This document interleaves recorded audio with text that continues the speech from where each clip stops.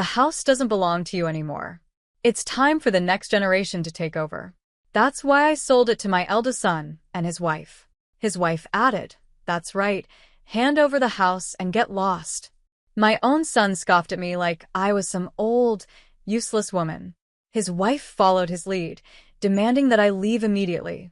As I looked at my eldest son, he appeared almost sinister to me.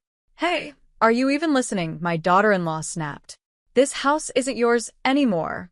Pack your things quickly, or else my father will get even angrier." Everything my son said to me felt so cruel, almost as if he was desperate to kick me out of my own home. Does he really want this house that badly? Fine, I'll make their dreams come true. "All right, I'm leaving, just like you asked," I replied. My calm response seemed to take them by surprise, and for a moment, they all fell silent. I walked back inside to gather my belongings, my heart heavy with disappointment. You can have the house, I thought, but you'll never know how much trouble lies ahead. One day, you'll be the one filled with regret. Hi, my name is Zariah. Right now, I work as a kimono dressing instructor, a career I found when a friend introduced me to a job at a kimono shop when I was 19. I met my husband, Beckett, through a mutual friend. He was also a well-known kimono instructor, and even today, he holds quite the reputation. We got married when I was 23, and soon after, we welcomed our first son. 3 years later, we had our second child. After graduating from university, our second son landed a job at a major company and got married 5 years later. On the other hand, our eldest son didn't marry until he was 39, and even then, his personality hadn't matured. He still displayed a sense of laziness and self-indulgence. His wife became the primary breadwinner, while he stayed at home, acting as though he were a house husband.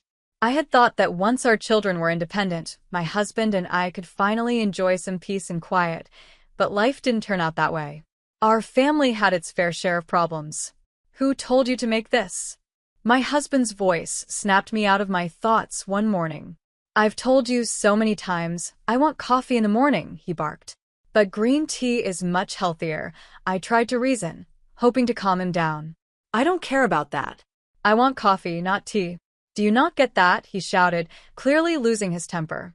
His outbursts have become more frequent lately, and each time I wish I could say how I truly feel.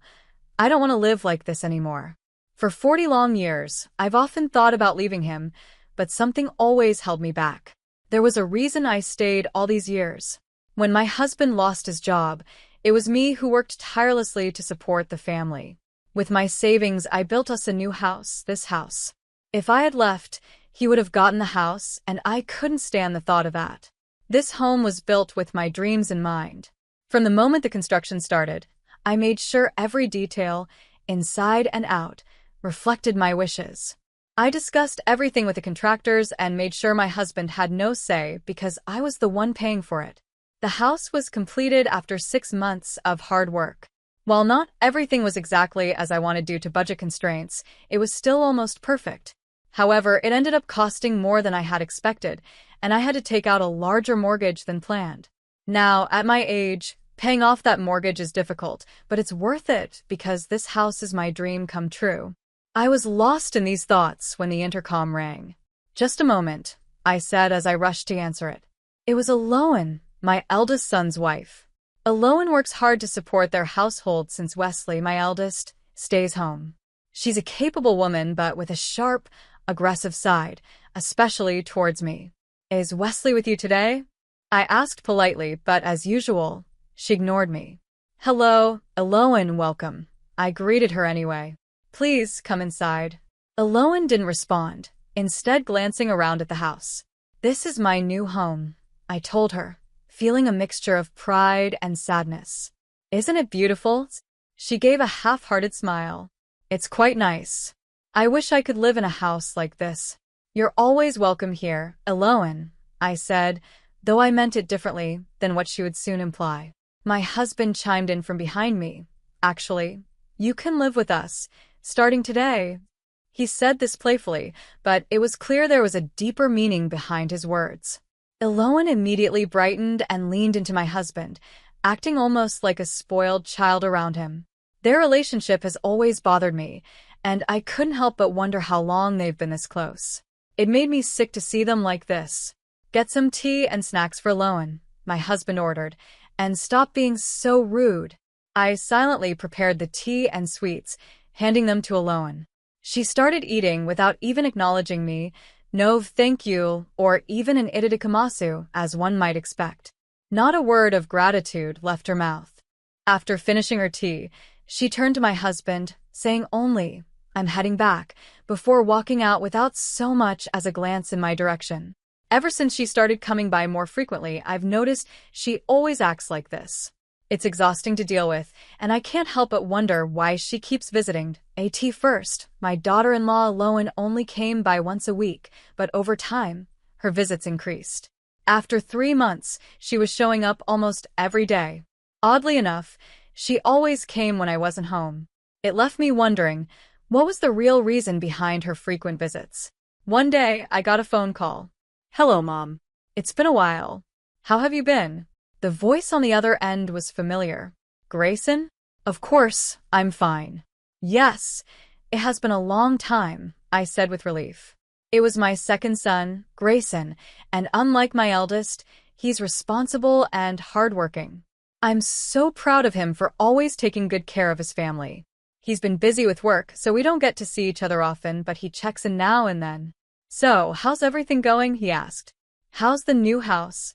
"It's comfortable," I replied, "but I've been dealing with a bit of a problem." "Is it about Lowen?" he asked, almost knowingly. I was caught off guard. "How did you know?" I asked him, surprised. "I don't have much time, so I'll keep it brief," he said. "But yes, I heard from my brother the other day when he had a bit too much to drink." What Grayson told me next was hard to believe, but in some ways it made perfect sense. A truth I hadn't considered before began to sink in. "Mom, are you okay?" Grayson asked when I fell silent. "I'm fine," I replied after a moment. "Thanks for telling me. That was really useful." His words had sparked something in me, and I had already begun forming a plan. "Grayson, I need your help," I said. I couldn't do this alone, and I knew Grayson would stand by me. The very next day, I started putting my plan into action. I worked on it quietly, taking care of things after work and on my days off, so no one would notice what I was up to. A few days passed. One afternoon, the door opened, and there she was again, Lowen, my daughter-in-law. But this time, I couldn't help myself. I greeted her with a sarcastic tone. "Oh, how rare. You're actually here when I'm home." Of course, she ignored my words. Without even acknowledging me, she slipped off her shoes at the entrance and walked straight into the house, as if she owned the place. I watched her coldly, but just then, I heard a familiar voice. "Wow, this really is a beautiful house," Wesley, my eldest son, said as he stepped inside. His behavior mirrored his wife's, no greeting, no pleasantries. He simply took off his shoes and walked in. It was clear that my husband had been expecting them.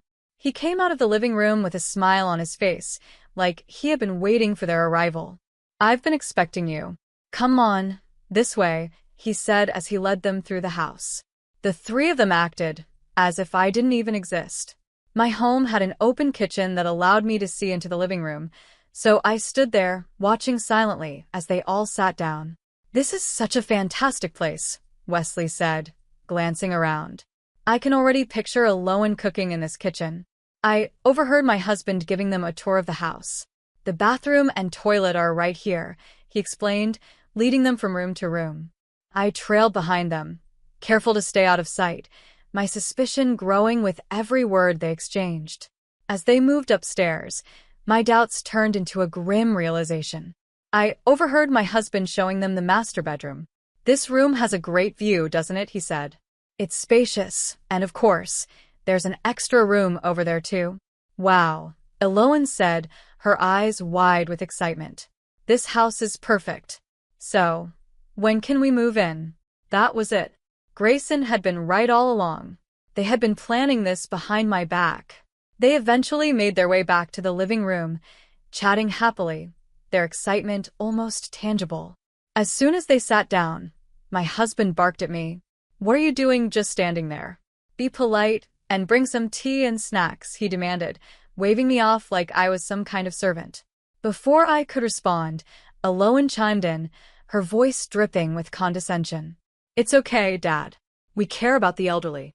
Take it easy." "Yeah," Wesley added. "It's normal to slow down when people get older. You should be nicer to her, Dad. After all, she's your wife." I bit my tongue, holding back the storm of words I wanted to say. I quietly prepared tea and snacks, just as they had asked. But not a single word of thanks came from any of them. Instead, they continued chatting and laughing, treating me like I was invisible. A few days later, I came home from work and saw a moving truck parked outside the house. My heart sank. What now? I walked closer and saw my husband talking to one of the movers. The truck was labeled Scott's Moving Center. As I stood there, trying to process what was happening, my eldest son and Eloan suddenly appeared from behind me, acting as if they had been waiting for this very moment. "Is everything ready?" Wesley asked, his voice eager. "Yes, that's right," my husband replied. They exchanged a few more words before all three of them marched right into the house, not even glancing in my direction. I stood frozen for a moment, watching them go inside without a care in the world. I stood outside the house, watching everything unfold. My husband, eldest son, and daughter-in-law huddled together with the mover, discussing their next steps. They seemed thrilled, almost like they couldn't wait to take over what used to be my home. After about half an hour, they all came out of the house, laughing and bowing as they saw off the moving truck. When it was all over, the three of them turned to me with smug expressions, their faces twisted into grim smiles. My husband stepped forward and said, "I need to talk to you. Don't say anything, just answer yes to my question. You don't have the right to refuse, anyway." My eldest son and his wife stood beside him, grinning like they had already won. My husband took a deep breath and continued, "You're too old for this house. It's time for the younger generation to take over." So, I sold it to our son and his wife. Following his words, my daughter-in-law chimed in, "That's right. Now hurry up and get out of here." My heart ached as my husband called me an old woman, and my daughter-in-law gleefully agreed with him. They both sneered at me, telling me to leave as soon as possible, while my eldest son stood behind them, silently approving. Their faces looked twisted, almost evil, and I couldn't believe these were the same people I called my family. Could they really want this house so badly that they'd treat me like this? Fine. I'll give them what they want. "I understand," I said quietly. "I'll leave, just like you asked." My response seemed to catch them off guard. For a moment, the three of them went silent, unsure of what to say. I ignored them and went back inside the house to gather my belongings. As I packed, my mind raced. "You can have the house," I thought. But you don't know what's coming. You'll never expect the trouble ahead. One day, you'll be the ones filled with regret, I still had feelings for the house, after all the effort I had put into it. But at that moment, none of that mattered anymore. I had to get out of there as quickly as possible. As I carried my things out of the house, I caught a glimpse of their faces. There was something strange about their expressions, almost as if they couldn't believe I was really leaving. It looked like relief, but I knew it was temporary. "Be ready," I muttered under my breath as I walked away. I headed straight to a familiar place. When I arrived, I was greeted with warmth. "Thank you for coming, Mom," my second son, Grayson, said, meeting me at the door. "I'm so sorry you had to go through all that." He quickly took my luggage for me, helping me inside. This was Grayson's home, and the reason I was here today was because he had called me not long ago. He had warned me that my husband was planning to sell our house to my eldest son and his wife. Together, Grayson and I had quietly prepared for this day. Grayson had asked me to move in with him, and that's why I was here now, ready to start a new chapter of my life. "Mom," Grayson said, his expression suddenly serious. "There's something I haven't told you yet." "What is it?" I asked, noticing the shift in his tone. Grayson hesitated for a moment before speaking. "The truth is, Dad and Eloan are having an affair." I froze, stunned by what I was hearing. "What?" I managed to whisper, still in shock. "Yeah," Grayson continued. "I've had my suspicions for a while, but it became clear when I caught them together. I've got proof. Grayson pulled out his phone and showed me a photo, one that clearly revealed the truth. My husband and my daughter-in-law, Aloan, were having an affair. I couldn't believe my eyes, but deep down I realized that it made sense. There had been many odd moments between them, but I had never imagined this. According to Grayson, the affair had started shortly after we moved into the new house. Looking back, it all fit together. Grayson remained calm, despite the painful news. "Mom," he said, "Dad will probably ask you for a divorce in a few days. You should be ready for that." I was amazed at how composed Grayson was, considering the circumstances. If I found out my father was having an affair with my brother's wife, I don't think I'd be able to stay as calm as he was. "You should come up with a plan," Grayson suggested. I thought for a moment and then shared my idea with him. Grayson looked surprised, but then he smiled. "I see. That could work," he said.